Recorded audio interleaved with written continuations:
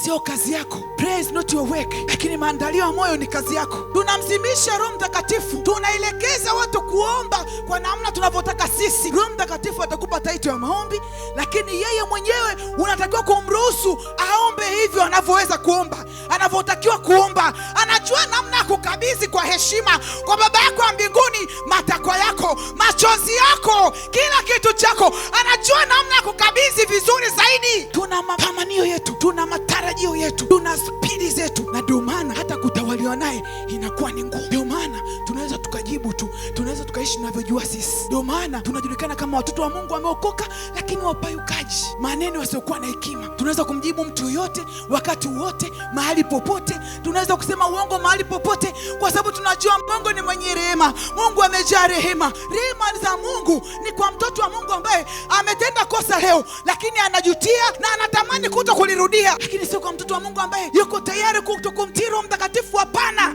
Jesus Christ loves you.